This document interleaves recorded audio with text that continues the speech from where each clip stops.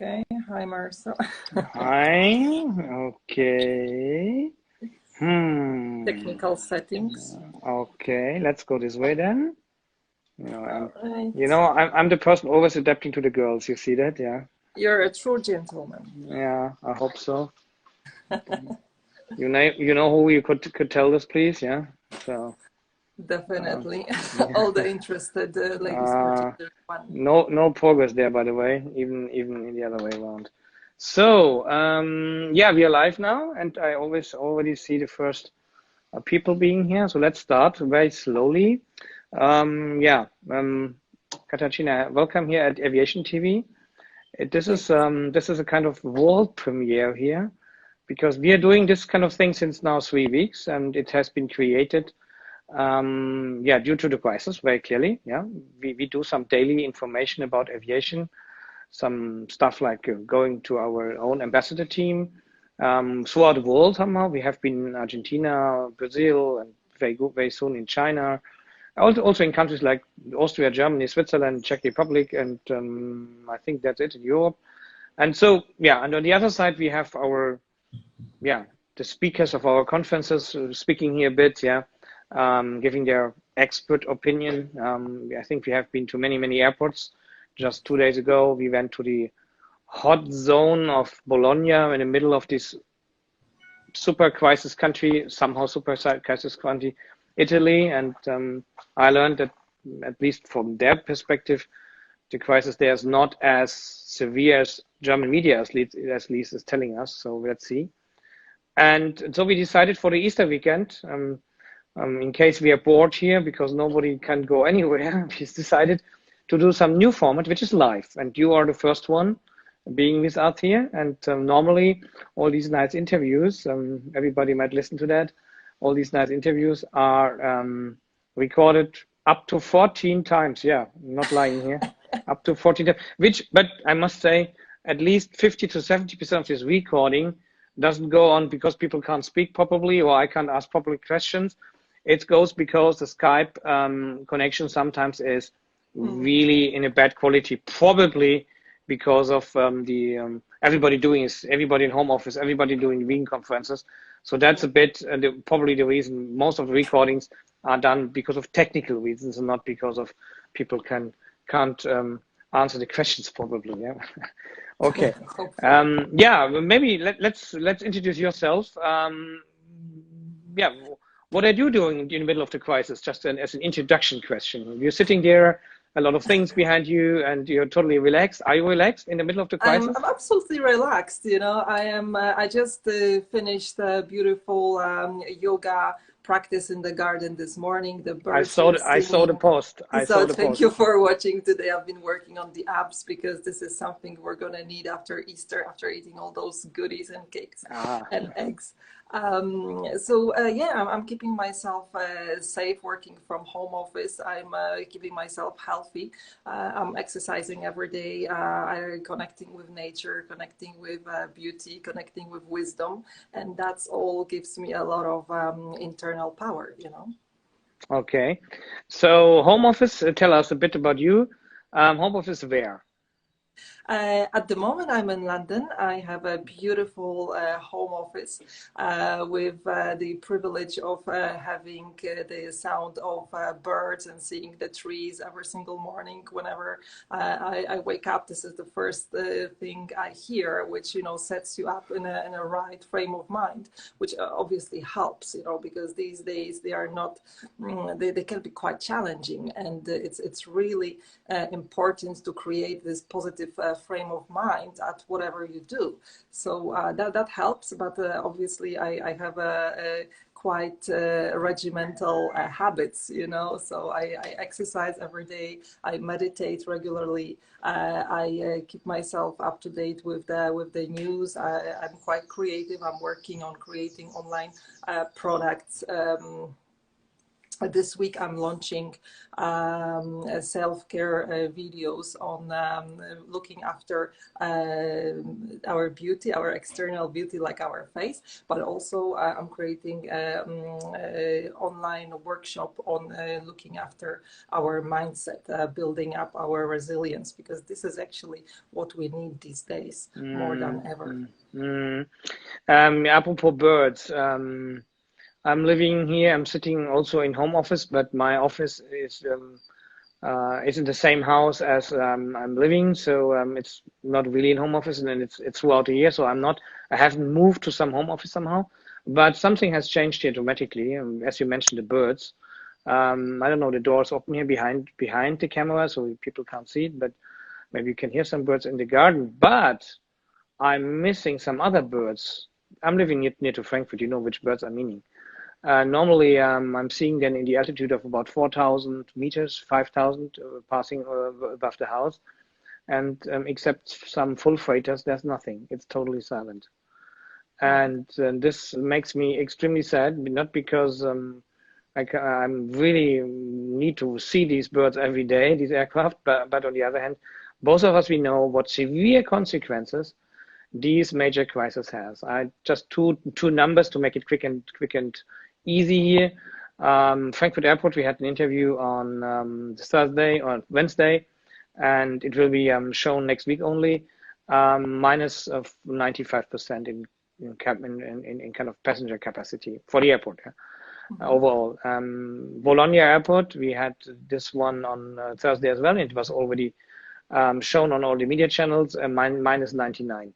And so on and so on and so on. Yeah, at Budapest Airport we had last week, and it was like only I don't think only Hungarian people can fly, which means reduction by 90%, and so on and so on. Vienna 98%, and so on. Prague in Czech Republic minus 89, something like this. Yeah, so it's a dramatic shutdown. What does it mean for aviation industry? Especially we're talking today, I think. About airlines somehow. I think that's the focus for today here. And how are these people normally jetting around the globe as flight attendants, as pilots, as whatever, or servicing the airline from the base? I don't know, it's not even flying.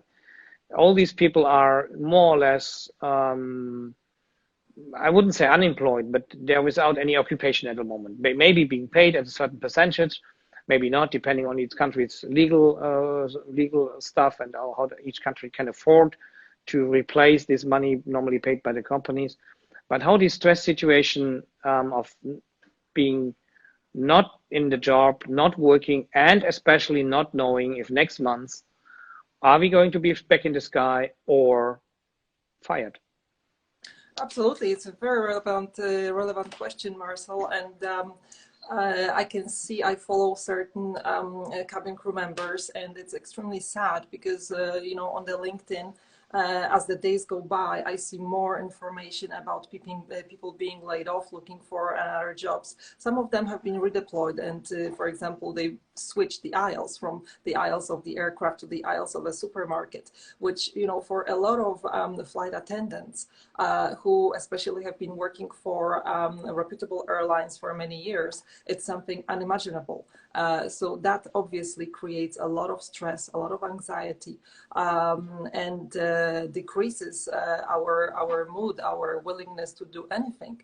That's why it's extremely important to recognize that, recognize our emotions, see what we are actually experiencing, and then deal with it. By dealing with it, I mean relaxation techniques, creating a new framework. Normally, cabin crew function from roster to roster. They have a very structured life, the life created by the aviation. They receive the roster and they know what they're doing every single month. Now, they don't have a roster. So what I would recommend is creating your own roster, creating your own schedule of activities, so that knowing what you're doing and why you're doing it. It might be these stress releasing techniques like relaxation, like maybe meditation, breathing, yoga, tai chi, walking. There's plenty of things that we can do. On the other hand, creating a plan. Maybe it's a good time to revise your skills. Maybe it's a good time to learn something. These days we have a tremendous opportunity to learn online, even from the best top universities in the world. So it's a great time to actually recognize it as an opportunity. Also the mindset, working on our mindset. It's important to recognize that, you know, it's whatever will happen with us, with our career, it's entirely depends on us and what we're going to do. It's absolutely pointless to be angry, to be resentful towards our employer, the airline, the management, because at such times, these are turbulent times and totally unpredictable. You know, I believe the management, they're doing the best they can in order to keep the employees, but definitely it's not a time of expansion. It's not a time where they can be generous. So they just have to focus on maintaining the business to survive. Yeah, and how concretely, what would you advise? I mean, all these yoga and stress management things is all fine, but at the end of the day, people need work, people need a salary, yeah. And if it can't come anymore from the airlines, we know, both of us, we know, and everybody outside knows that the capacities in kind of number of aircraft flying around would probably not be the same, at least shortly after the crisis, even in midterm after the crisis as before. Yeah, that's already clear. Yeah. So less aircraft means less people in airlines, probably also less people in airports because of the whole managing process on ground. Less people would be used and less people would be employed. That's for sure. So concretely, what can especially cabin crews do to use this time to prepare themselves, either being back in the sky or being, at least on short-term basis, Absolutely. not being back on the sky? Yes, the mental preparation is one thing, and it's extremely important. And then there is the financial aspect, which you've mentioned. If somebody can afford it to stay home, because, and we know some of the airlines, they offered a scheme where they pay 80% of the salary. So this is a wonderful opportunity to really start thinking about your future and not only hoping, okay, it's going to be fine and I'm going to be back to flying as I was before, because, you know, nothing is going to be exactly the same after this whole turbulent situation of COVID will be over. So mentally starting to prepare yourself for the new reality, setting up the plan for yourself. Okay, in case I have to look for another job, which job do I want? What skills are required? Do I have those skills? If not, how do I obtain them? How can I expand my circle of network of connections, right? In order to get to where I want to be. In case I don't get to where I want to be, what do I do? What is my plan B? Just like I've mentioned, some cabin crew go and are offered jobs in supermarkets. So, you know, it's important to recognize it, that, you know, it's an element that builds your inner strength, and it's a step forward, because, you know, things are constantly changing in life, and if you recognize it, you just build this ability and you move forward very, very quickly. And if you're just resentful and crying and wishing for the past days to come back, you know, it's not going to get you anywhere. So the mental attitude and action, planning and action are crucial. Okay. And do you have any idea? I don't expect a number, obviously, because that's pretty much speculation. Do you have any idea how many people could be concerned, just roughly? So I'm speaking throughout Europe, because aviation industry is pretty much internationalized, as you know. Lufthansa Group being active in so many countries, same for your home state carrier, LOT, LOT. having, even a second hub in kind of Budapest and many others like EasyJet and Ryanair. They're active all over. They are just flying all over the continent. So how many people could be concerned? What could, or other question in another way, how much capacity should go out of market? What would you think? Well, it's just really personally, difficult. just your estimation. My estimation would be those airlines that will be supported by the governments, they will survive. But by surviving, it doesn't mean that things will be back to where they were before this situation. We can be looking into still outplacements and redeployment. People might be shifted into another department, and they have to be ready for that. And some of the airlines may cease. We've seen within the last 3 weeks like huge layoffs all over the world, and I don't think there is any formula to determine how the situation is gonna be managed next. So I think we have to be ready for anything.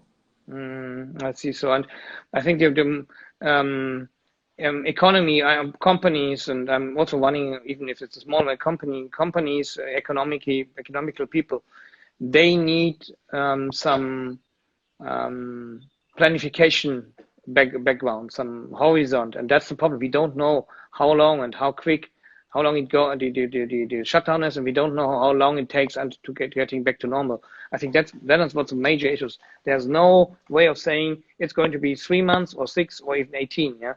That's the problem, yeah. And I think, by the way, how would you advise people with your experience, your personal experience, inside these companies? And I'm even not limiting it to airlines, because airports would be concerned more or less the same way, Katarzyna. You know that, and I know that, yeah. How would you communicate to people? Hey guys, we are going into a recession now, a deep recession even, and we don't even know, as I mentioned before, how long this will be. How would you do this internally? Yeah. It's a very important aspect, Marcel, and thank you for that question. If I were to advise anything to the management and within the HR of the aviation, I want to highlight a few things. Communication is crucial, but also it has to be conducted in the right way. First of all, it has to be transparent. If we don't know, we just say, okay, for the time being, we don't know how long it's going to be. Second aspect would be frequency of the communication. So being as frequent as you can, keeping all the possible channels of communication open, because what happens if people do not get information? First of all, it creates fear in their heads. And then it leads to searching for information elsewhere, and just gossips, and that spreads as rumors, and it's not good for anyone. So staying in touch with your employees, trying to be as supportive as possible, seeing what actually you can do for them, and listen to them, listen to their needs, because maybe there is something within your resources in the company that you can offer in order to support. So just keeping the lines of communication open, and trying within available resources to answer those needs. Yeah, not easy, isn't it? Yeah, I mean, this absolutely is of course. I do realize I have been working for many airlines, and I know how complex that is. But you see, on the other hand, it's a real time. This time is a real test for the leadership, and especially for aviation. We're flying aircrafts, and pilots are prepared for the fact of turbulence. They have procedures for that. They know, okay, when the turbulence happens, I have to do this. They have checklists, and such procedures and checklists should be within every single department of the aviation. Because, okay, we cannot really predict what is exactly going to happen. Nobody predicted coronavirus, but difficult times, the drop in economy, all those things have been happening before, and it's very rational to think and to be prepared that these things can repeat. Yeah, coming to then the next, let's say, not very nice issue, unemployment, outplacement. Yeah, I mean, in I would say more populistic way, I would say firing people. That's what's going to happen in a certain way, that's for sure. How about this outplacement process? The first question is, how should it be? Today, everybody can talk via social media, as both of us, we are doing now in a kind of informational way, but people could leave bad rumors somewhere, yeah, because not everybody will be concerned by these firings, only some people, obviously, as usual. And the second question is, do you think that by doing this outplacement process, the airlines or other aviation players should work in a way that when the whole thing is going to be over, they can get people back? Or is that totally hopelessly? Once you're out, you're out. What's your opinion about this? Well, this requires knowledge on how the economical circumstances will be and whether there will be a real opportunity from the financial point of view to get the people back. What I definitely recognize is the human resources aspect and the PR aspect. So when we, as a management, as aviation management, when we're looking at the situation, okay, I have to lay off people. Okay, what now? How do I do it? First of all, just see, just like I said before, what are the aspects you can still support the people, okay? Even if it's as small as setting up the help with psychologists or some corporate wellness specialists, helping them out with their CV, helping them out set up a LinkedIn profile, helping them out look on the path of their career, what they can do, okay? Because if you treat people like this, okay, they will recognize, okay, it's not getting my job back, it's not getting a new job, but at least this is something, at least they've tried. And the PR will be totally different. We have to remember we're living, today in times when everybody's on social media, and the black PR can cost airlines much more than later on clearing up the image that will be destroyed by. And some of the cabin crew, they are extremely influential. I mean, as I've been recruiting them, I've been recruiting people in Poland who had like 60,000 observers on Instagram and so on. So we cannot underestimate how powerful that can be. We are dealing here with people, we're dealing here with emotions, and we have to be human about it. As you might have noticed, we almost ended all our little interviews during the last 3 weeks with some personal question. So I want to do the same here today in this live session. First of all, coming to your country where you come from Poland, LOT is down, I think, 100%. Correct me if I'm wrong. Same is for all Ryanair operations within your home country. I think everything is at 0%, if I'm not wrong. The only flights which are there is a bit of bringing people working in German agriculture from Poland to Germany. I think that's all what's going on there at this moment. What is the situation there? How deep your country is hit by, your country aviation-wise is hit by this severe crisis? Can you give us some details about your home country? Well, yes. First of all, the borders are closed. Second of all, LOT has been conducting for the past few weeks repatriation flights, and they are quite proud that they've brought several thousand people back home, which was a priority at that time. For the moment, yes, I think the operations are much more quiet. Nothing much is happening in terms of aviation as we know it. People are just observing the rules. In Poland, it's quite restrictive, encouraging people to stay home and visiting supermarkets, or when you're going for shopping, you have to wear masks and gloves. So it's quite restrictive, which is actually very interesting from the cross-cultural point of view, because, for example, in Germany, the government is encouraging people to go out, to go for a bicycle, to go and exercise.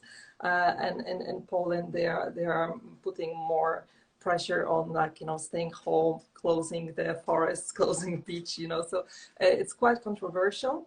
But obviously, everybody has the same goal at the back of their mind. We just want to stay safe, because this is not a joke when you really look at the numbers of deaths. And everybody's trying to stay healthy, protected, and so that they can move forward.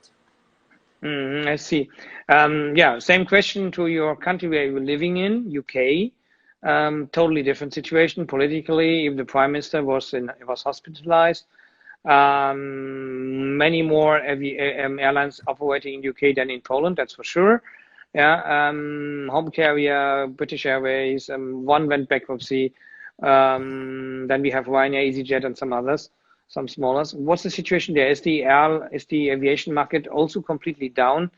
Considering that in Great Britain there are also some connections which, like, from the mainland to Ireland, to Northern Ireland, to the islands, to some of these islands in the North Sea, which are, without flying, almost impossible to serve. I mean, from Hamburg to Munich in Germany, and if there's no flight, I can drive by car or take a train, but from an island to an island, this seems me difficult. So what's the situation in the UK there? To be honest, I haven't been following it that closely, so I don't want to give the wrong information. All I know for sure, the traffic is diminished. The airports are pretty much shut down. Also, they've been open to cargo flights and repatriation flights, but that's about it. So overall, yes, people are just stuck. They cannot travel, and they have to deal with it in the best possible way. Okay, I see. Okay, very last question then for today from my side. Maybe you have some questions then also. When do you think, both of us, or at least concerning you, we are back in the sky, like flying with a regular scheduled flight? With a normal, more or less normal ticket price, just I'm going to you and make an interview with the camera on your desk, and not via Instagram, not via Skype, or vice versa. When do you think this is going to happen, which is when things are more or less normalized? What's your personal estimation down there in the UK, in London? I would say we're looking more than on weeks rather than months, and obviously I'm quite optimistic. And in case it doesn't, it's not going to be the end of the world. This is my frame of mind. But obviously we have to remember that it really depends on several factors, and the decision makers on the government level are looking at those circumstances, and then they take decisions. So it will really be depending on them, how they would interpret the current situation, and what decisions they will take. From me, I wish it, although I've noticed like positive signs of it. I think the impact on economy has been so huge that several countries like Poland, UK, Austria, they've started talking about opening up shops, opening up certain sectors after Easter. So it's going to be a very interesting time, and I'm really looking forward whether any changes will start developing in just a few days. Okay, thank you so much for this estimation. My personal remark, yeah, I share more or less your estimation about weeks and not months, just because I think the people and the economy can't stand anymore for many months. This whole thing, independently from aviation, by the way. I mean, probably the travel season 2020 is like gone, probably, in kind of touristical travel. So there will be touristical travel in the second half of the year, but we won't at all achieve the numbers of the last years at all, I would say. Just because, for example, in the United States, I don't think that anybody can travel to the States very soon or would like to travel there. So I think the tourism for certain destinations for this year is more or less gone. That's why the reduction for the second half of the year would be dramatic in my view for certain destinations. For others, probably not. Yeah, that's my personal view. But I think the damages which are caused by this lockdown becoming so important and so dramatic that I think the balance of what we're doing here and how many people would be concerned by this is is maybe changing the attitude of some governments in the next couple of days after the Easter break. That's what I think so. At least here in Germany, we call it here exit discussions. Yeah, it's not Brexit, it's exit. Yeah. Exit means exit out of the lockdown, and these exit voices are becoming more and more clear, yeah, more and more loud. So that I think probably something would happen very soon. Does it mean that people travel again? Probably not very soon and not very massively, unfortunately. Yeah, that's my view here. Absolutely. And if I may, Marcel, because you're very good with numbers and you're very up to date, so maybe you will have a better idea on what is the global number of the losses that in terms of aviation sector that had impact on aviation. To be honest, yeah, today we can say, I think, I don't have exact numbers around the globe. Actually, I think nobody has these. Even IATA doesn't have exact numbers because it's just so day-to-day thing and so chaotic and so dramatic. I'm wondering myself about all these flights to islands, to isolated islands. I'm not really speaking about UK then and talking about the isolated island, but you know what I mean, yeah? How these things are going to be handled. But basically, even the carrier in the Arabic carrier like Qatar and Emirates have shut down the complete operations worldwide to zero. And you know the world market share of these airlines, like Etihad, Emirates, and Qatar is dramatically high in long haul destinations at least. Yeah. So I would say the total shutdown at this time for these weeks is at least 80% globally. I would say so. Yeah. The question is, I think the all deciding question, the glass ball question is, how much will the capacity be after in each of these countries the lockdown will be lifted or partially lifted? How much capacity would be there for the rest of the year? And you know as well as me, if there will be as much capacity, more or less at least, as demand is there. So the question I'm raising here is how much the demand will be. Extremely difficult to say. I can say only for me, whenever the first regular flights are taking off from Frankfurt to London, I'm in and I'm going to have a tea with you. With pleasure, Marcel. Absolutely. Yeah. So this is I think this is the key question. It's not about now. It's about how quick can things be reestablished to something which deserves the name of normal. Deserving is widespread somehow. Yeah. And I think nobody has an answer for that. Nobody. And this will be the all-over question for the next weeks and obviously months. Yeah. My personal thing, and I have spoken, as you know, to many people, and that's basically the opinion which is there. Touristic travel season for this summer is more or less gone. Yeah. And the thing is, will there be any major touristical activities in the autumn? Will people still have the budget to do traveling? Yeah. And how about the price structure? Will there be a discount market? Because every destination wants just to fill up to get back in the business and to get back in the whole thing. It's difficult to say. And again, as you mentioned it for the airlines, it also applies in a smaller way, in a more reduced way. It applies to the touristical destinations. Will these hotels get state aid? Yeah, because they have been closed for so many months then, at least. Yeah. Will they get money to reopen? Yeah, by the state. Yeah. Will there be tax reductions or whatever? Will there be?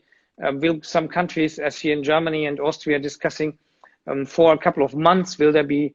Will VAT, the value-added tax, will it be down to zero for a couple of months, just to stimulate the demand of consumers? Yeah, imagine you can buy a car by minus 19%. 19% here in Germany. Some other countries, VAT is at 25. This could stimulate things. It could stimulate travel. But I think the concerned governments, they will decide in the next few weeks. And all these European consolidation policy and kind of financial consolidation, yeah, which Southern European countries were never following, by the way, yeah, it's gone.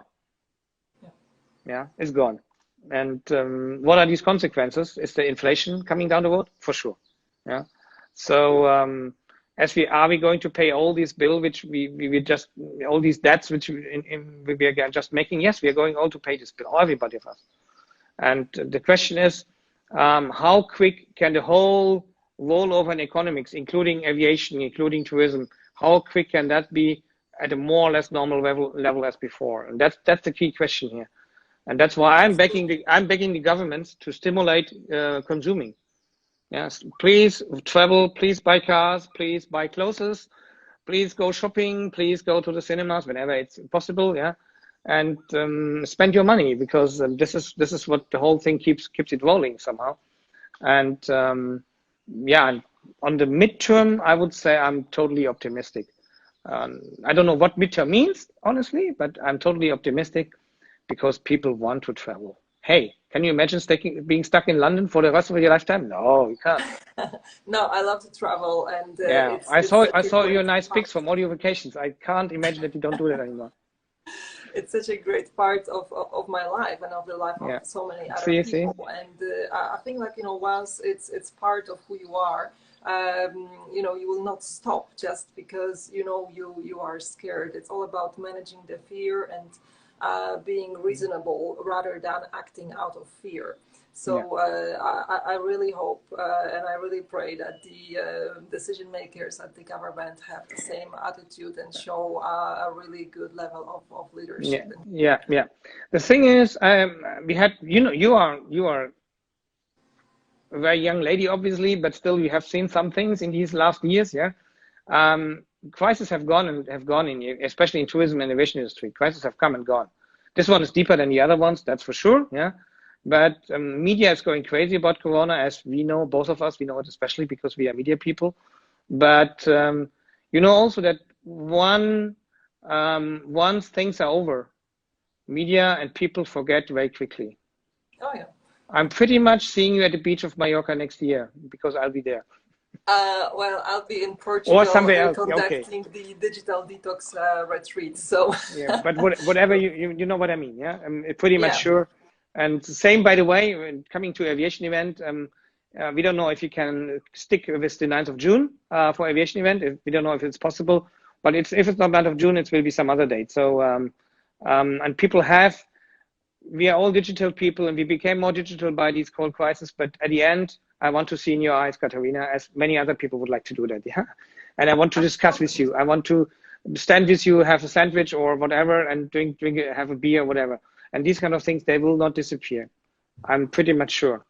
It will not change, and there are so many other people that have the same human need, and I think the right attitude is just to thinking, okay, it's gonna happen. We're gonna have a next amazing aviation event conference live. We're all gonna meet each other. So this is for sure. The question is when, but. Whatever it will be, we'll be happy to see each other. That's that's 100%. Just last information here before we closing this today. Thank you, Katarzyna, so far. Thank you to London. Tomorrow, Sunday, Easter Sunday, at about 1500 German time, which is I think 1400 GMT. We're going to have here live again on this stage at Instagram Aviation-Event. We're going to have Peter Foster from the Aviation-Event ambassador team here. Vienna, the host of Aviation-Event 2020, will be here. I know that she's looking in this moment. She's watching us. Yeah, so hi. And same tomorrow, two of us, two sessions here at 1800 German time, which is 1700 GMT. Ana Polar from Brazil will be here. Yeah, Ana Polar is an aerotech and space engineer working on these nice planes, a nice aircraft called Embraer. Yeah, and Anna told me when we just set up the call, Embraer is still producing all planes, all aircraft on time. They're still delivered, so there's some optimism there. So let's That's a see good how sign. let's see how Anna Paula is doing, and let's see how Embraer is doing by tomorrow afternoon. Then, yeah. Okay. I'll join you on. Yeah. I'll watch you with your interview with pleasure. Super. Then we can. I think that Petra is waving here. I can see it here, and you can wave us then tomorrow when we talk with Petra. Yeah. Absolutely, I will. Thank you. Have a nice day. Have a nice Easter weekend. Even though nice has a different meaning these days than it had maybe the years before. And yeah, let's have a look. Maybe if you want, let's have a look at the situation in UK in a couple of days by another short session, because that could be interesting how Britain is coping with that, especially having these problems in the health system and having these problems also maybe or challenges with the Brexit. How are things working there? And could be interesting for one of these next days. Yeah. Absolutely, I'd love to brief you. Thank you so much, and Thank you so much, Marcel, for bye this bye, and opportunity. enjoy the London sun. Yeah. Thank you so much. Have a great Okay. Easter weekend. Bye bye. Bye.